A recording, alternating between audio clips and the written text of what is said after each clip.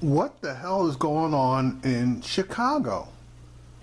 I checked out this news clip this morning on News One Now, Roland Martin show, and I was amazed and then became curious about the Memorial Weekend violence.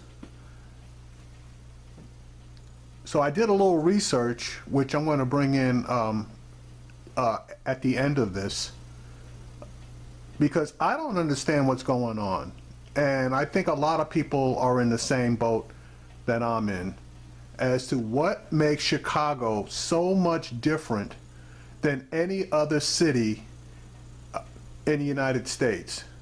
And I'm going to basically give you some details regarding the population sizes and black population breakdowns. I'm not going to do the Hispanic side, though I really should, because some of the cities that I'm going to mention have much larger Hispanic populations than black populations.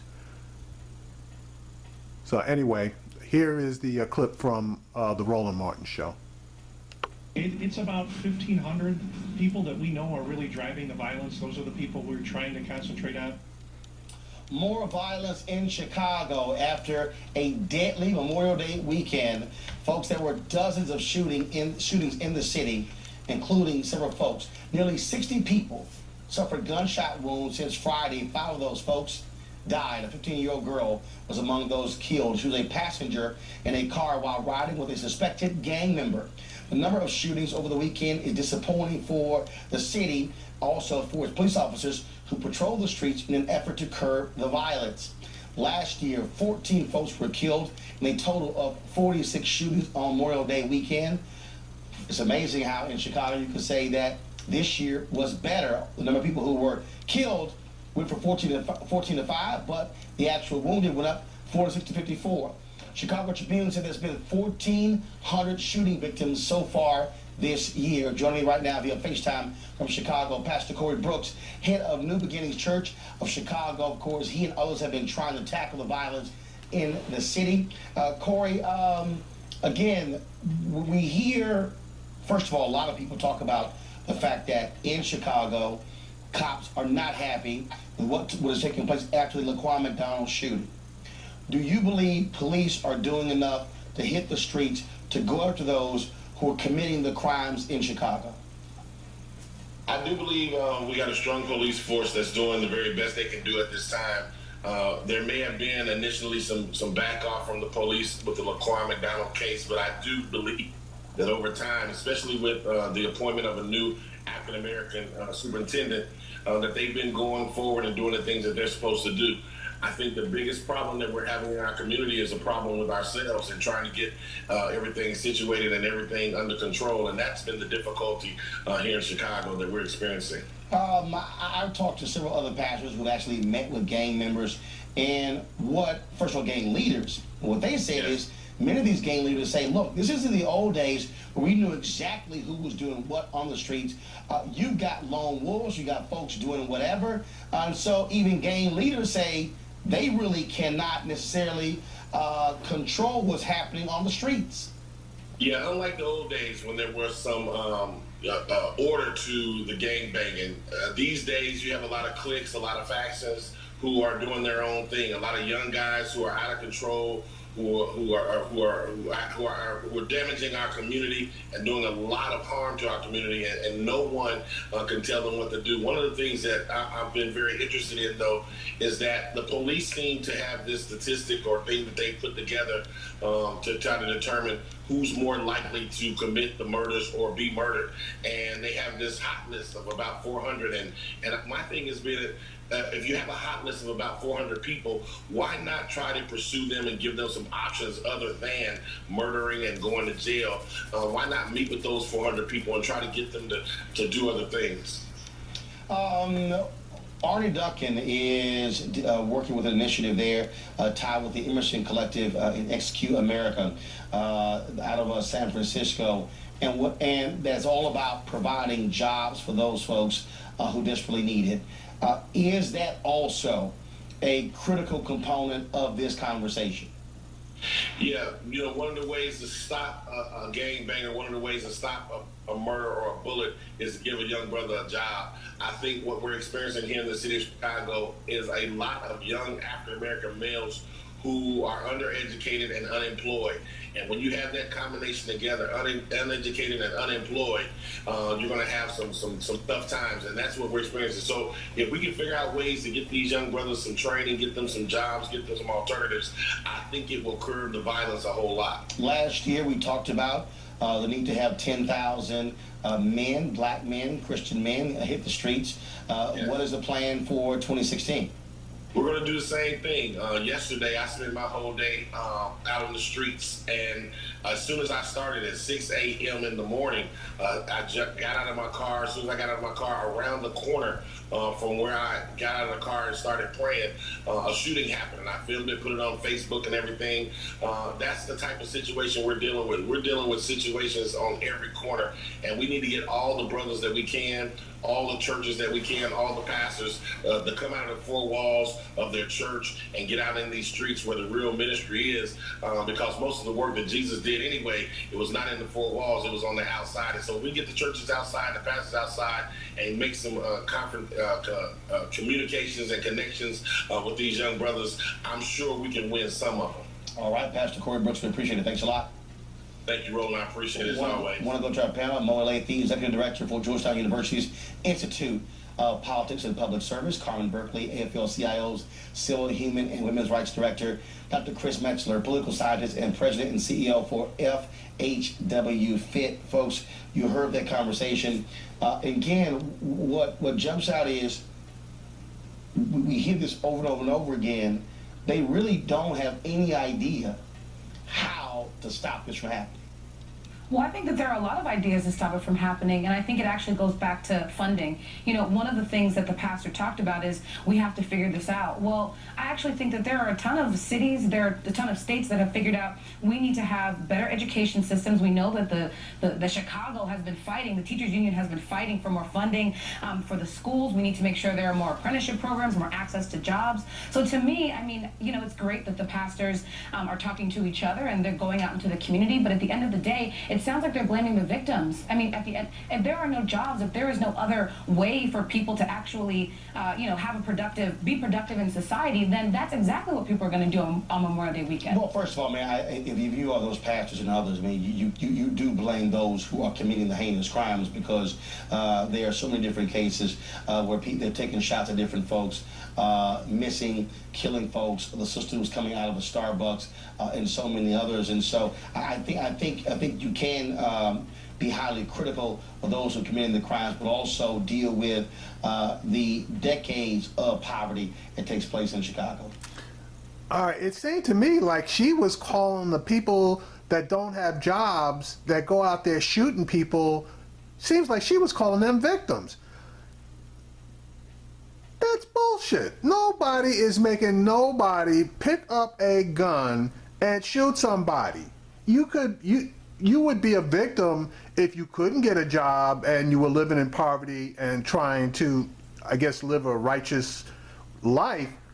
But to pick up a gun and go out there and just start shooting people because you can't get a job or you can't prosper in life, no, I'm not buying that. I'm absolutely not buying that. And I don't think Roland's buying it either, because somebody that kills people is not a victim. The person that he shot is a victim.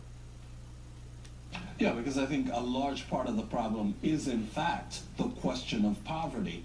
And I actually applaud the pastors for taking responsibility and help our community to take responsibility for improving the situation and doing something about it, not simply waiting for the government to come up with yet another out-of-date solution. So I applaud the pastors for doing that. And certainly it goes back to the fact that if you're going to kill someone, if you're going to be involved in gangs, if you're going to be involved in those kinds of things, there are consequences which are law enforcement consequences. Mo? I don't think we can escape that. Yeah, there's no one size fits all here, and there's no, you can't put all the burden or all the blame or all the responsibility on one party. There is part policy, there is part government, there is part the business community, there is part community groups, and there is part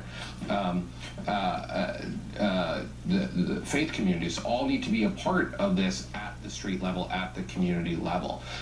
For me, I think one of the big challenges is Chicago is the biggest, most stark example of a problem that is happening all over the country. Our urban centers are in a state of decline in so many places, and it's only being talked about at the margins in our national political dialogue.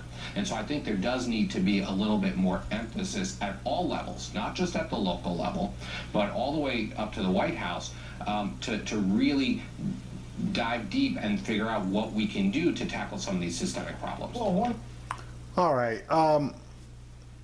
I got a question, and I'm going to attach some statistics at the end of this video. But poverty levels in urban areas in the black community are high to really high. But at the same time, you don't have all of the shootings and the murders in a lot of these cities. Now, I'm going to back that statement up with some stats at the end of this particular video segment. one of the things that again, we talk about community, and this is where community folks are going to have to also accept. You have to have dragnets there. You literally have to set up situations where you have pop-up blockades that are stopping folks, checking for warrants, also checking for guns. Now, folks begin to say, well, you get other people who are called in. No. When I was in Fort Worth, they did that where they had rash shootings. And what they did was they would drop a dragnet on a particular area. They would put up blockades, and anybody who was coming in that particular area was stopped. We do it for DUIs, and what that did was that began to get guns off the streets. It began to put folks in check, and we can't, as African Americans, have it both ways. Right. We can't. Now that might work in Chicago because of their particular gun laws, but in other cities, and it might work in New York or a Connecticut, place like that. He mentioned Fort Worth. Yeah, they did drop down, checkpoints, etc. But as far as checking for weapons, couldn't do that because Texas's laws are different. But they could check IDs, driver's licenses for warrants, and that did help somewhat. Complain about crime, and then say, do something, but then turn around and then get mad at particular measure. To me, this is not stop and frisk. This is not a question of, well, I'm just going to stop Chris, I'm going to ignore Mo, and I might stop Carmen. No, what this is saying, anybody who comes through this particular area that we know is a high crime area or a probability for those kind of shootings, we're going to stop folks to ensure they're not carrying guns illegally, because that's part of the issue. Well, Roland, I also feel like a part of the answer is not necessarily over-policing the community. To me, if we're going to add more law enforcement, then there has to be reconciliation between law enforcement and the community. That's why a lot of the gangs are... How is this over-policing? How is it over-policing if I have X number of shootings in a particular area, right, and you begin to say, Friday night, beginning at 9 p.m. Until Sunday at 9 p.m., we're going to erect these drag nets. And the whole point is for a kid who's going to play basketball to be able to get there and actually play basketball. Absolutely. Versus somebody getting shot. Because when you got gang members who are rolling around, who are packing, the likelihood of them rolling around packing, knowing full well I might get stopped, goes down. Right, and to me, for the weekend, yes, there are things that we can do over these hotbed weekends, Memorial Day, Labor Day, the 4th of July, but there's a larger problem here, which is that it's about poverty, it's about the jobs, it's about the education, and if we start to fix those things, yeah, we can deal with it for the hot weekends where everybody's outside drinking and at the pool, but what are we doing to help fix Chicago? Because BYP 100 has been talking about jobs, and now, again, 50 people had to die for us to go back to the conversation about jobs. And what I'm saying is you can do all of that. There are short-term solutions, there are mid-range solutions, there are long-term solutions. And when I hear from people who are living in Chatham, who are living in Inglewood, who are living in these various neighborhoods, they're saying, look, I just want to be able to go outside. Right. Yeah, and I don't see it as over policing. I see it as the opportunity for us to be able to reclaim our communities. I don't know that I agree with it being on the so-called hotbed weekends. To me, you can erect a DUI pointer at any kind of point at any time, and I don't see why this is any different from that. I don't think it's over-policing. I think it's protecting the community and allowing the community to grow and flourish as it should. That is, I think, part of the solution. Yeah, and see, the thing is, yeah, you definitely want to do it over like the Memorial Day weekend, 4th of July, Labor Day, et cetera, but you also want to do it randomly so that nobody knows at any given point in time whether they're going to be stopped. That would cut down a lot of the violence, especially with these guys packing and riding around various neighborhoods. And you don't just check the driver, you check everybody in the damn car. Absolutely, when it comes to Chicago police, having the relationships with communities as well and improving that. But again, to me, you can actually do both. Look, I grew up in Clinton Park in Houston, and look, there were relationships with our civic club, with my parents. Actually, were co-founders, and also with police there as well. And I can tell you, when there was a rash of crime, we wanted to have a relationship with the cops, and we didn't say, hey, we don't want to see the police officers. We were saying, fix this problem and not just totally ignore it. But could the issue of unemployment be a major issue? There's a new study that says there's a huge disparity when it comes to race in Chicago when it comes to employment. We'll talk to the author of that report coming up. All right, so I'm going to stop this at this point, and then I'm going to pick up with some statistics, and then I'm going to ask some questions, and hopefully be some answers out there that we can all adhere to and utilize in order to cut this problem down. Yeah, now as I indicated earlier, I'm going to give you some stats regarding populations of cities, black populations in cities, etc. But before I go there, basically, and there was an article that read, a long weekend of violence resulted in more than 60 shooting victims and at least 5 fatalities, including a 15-year-old girl who was riding in a car with a known gang member.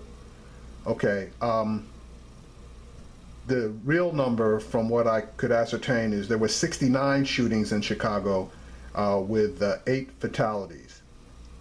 Most of the shootings occurred on the city's west side, and after the weekend concluded, well, I guess Monday's part of the long weekend, police at that point increased their patrols in the high shooting areas.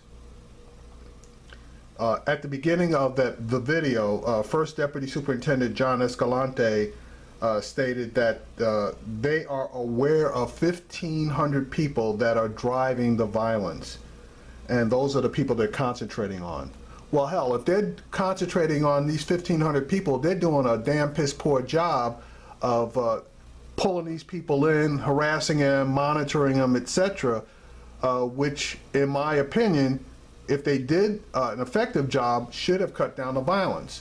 Now, you have some community activists that are stating that the police can't stop the killings in the Chicagoland area and that it's not their fault. Well, I think some of it is because, they basically weren't out there patrolling heavily in order to try to cut some of this down.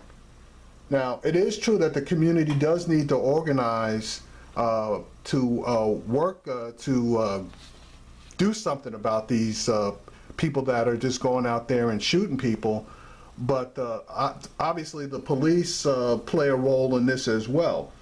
Now, Roland had said something earlier about having drag nets, and I think that's a damn good idea.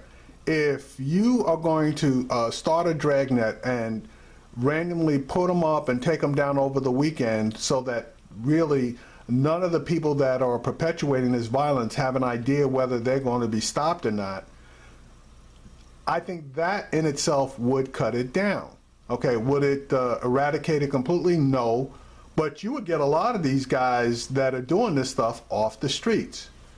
Now, as far as Chicago is concerned, for whatever reason, Chicago is the poster child of violence in America, especially over the holidays. But let me give you some stats which may or may not substantiate that point of view. Out of the, call it top 12, 15 cities in the country, New York has a population, that's New York City, has a population of 8.5 million people. The black population is 3.4, or 40%. Over this past Memorial Day weekend, there was 1 murder and 16 shootings. Chicago, as indicated, there's 2.7 million people in Chicago, of which 1.6 million are black. There were 8 murders, 69 shootings.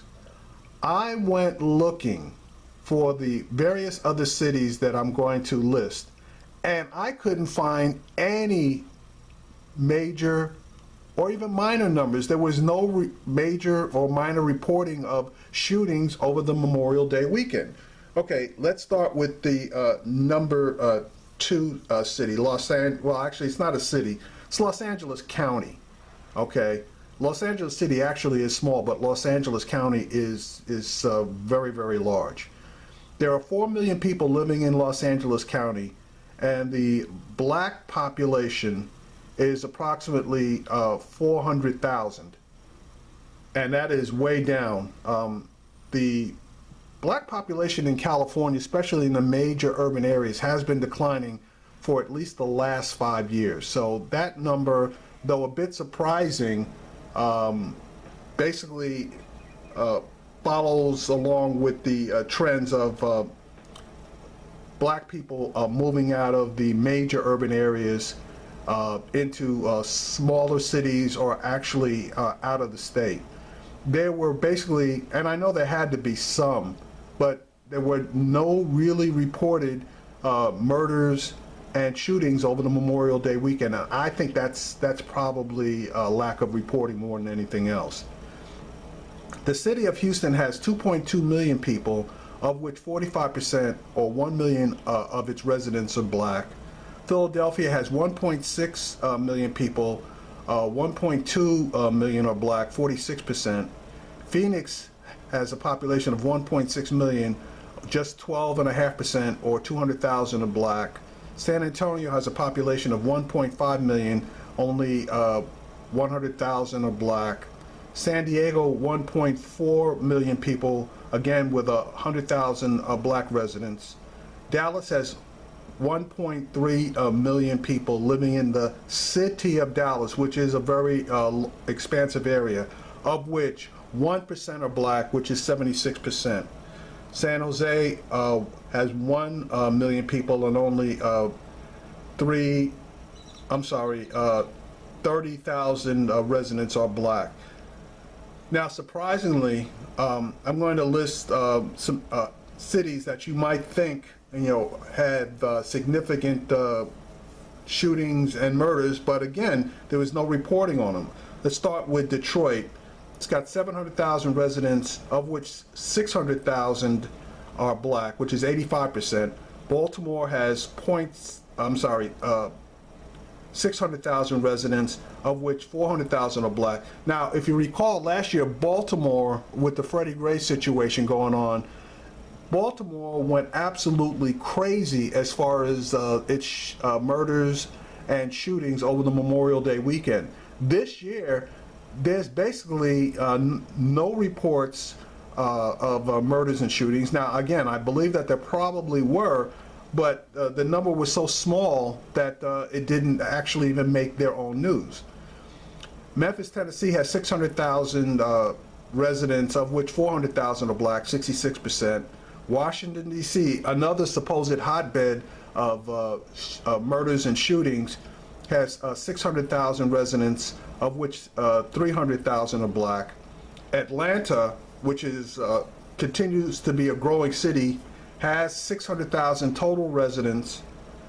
That's the city of Atlanta, of which 200,000 are black, 33%. And Oakland, which we always used to hear about Oakland, and again, Oakland has had a mass exodus of its black population.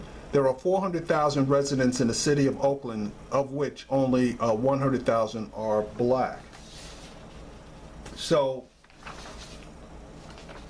all of these other cities, you know, if things are as bad in the quote-unquote urban areas as being reported, why aren't we seeing huge numbers in these other cities, or at least some reported numbers?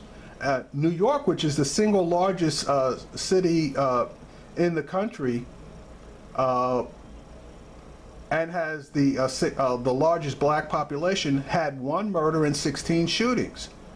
So it's, for some reason, it doesn't make sense.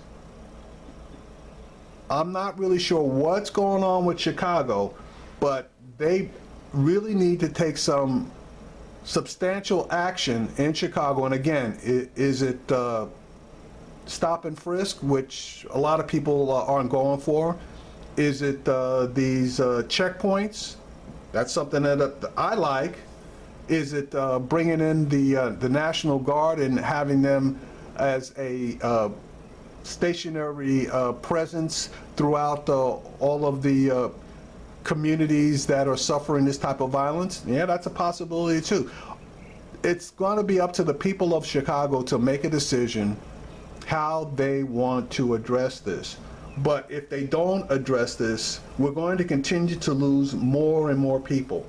Now, the Roland Martin show expressed the opinion that it has to do primarily with economics. And I'm going to tend to agree that people with jobs that are working, that have money in their pockets, that are able to do for themselves what they wish as far as quality of life,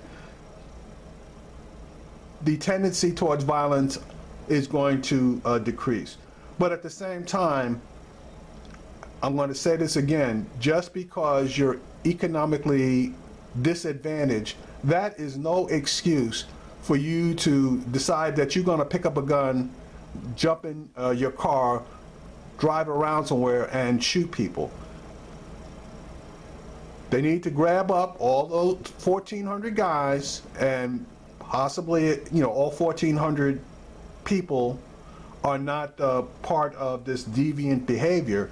But if they know of 1,400 people that they claim are driving this violence, they need to grab up all 1,400 of them, get them off the streets, whichever way they have to, whether it's temporarily or permanently, because they either have warrants or they can tie them to, legitimately tie them to crime. They need to do what they have to do in order to make those streets and neighborhoods safe.